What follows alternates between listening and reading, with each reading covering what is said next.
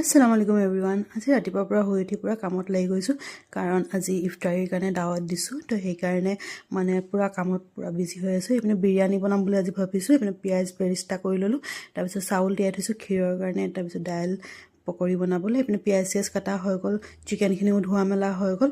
আৰু ইয়াত চিকেন বহুতখিনি আছে, চাবলৈ কম লাগিছে কিন্তু।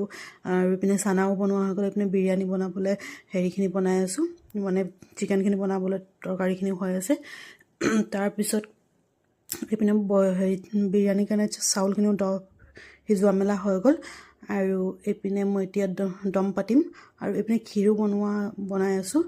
আৰু এইপিনে দম পাতি দিলোঁ বিৰিয়ানীখিনি। তাৰপিছত আলহী আহিলে, আলহী মোৰ বাই আৰু মোৰ ঘৰৰ ওচৰৰে ভণ্টি এজনী, তাইৰ মানে ঈদৰ পিছত বিয়া আছে। তো সেয়ে আৰু কইনা ভাতটো আৰু এই ৰোজা মাহত খোৱা নহ'ব, তো সেইকাৰণে ইফতাৰীৰে দাৱত দি দিলোঁ।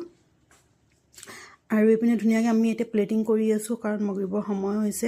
আৰু ধুমাধুম এইখিনি সময়ত মানে জানে কিমান বিজি মানে হৈ থকা যায় চবৰ ঘৰতে। আৰু ইয়াৰ বিৰিয়ানীখিনিৰ ফাইনেল লুক। আৰু এতিয়া আৰু আজান দিব, আজান দিয়াই নাইকিয়া। তাৰপিছত এয়া ইফতাৰী কৰা মেলা হৈ গ'ল। এইপিনে আমি গোটেইকেইজনী আড্ডা মাৰি আছোঁ, বেটা যি ফূৰ্তি সিহঁতক পায়। আৰু আজি ভিডিঅ'টো ইয়াতে শেষ কৰিছোঁ।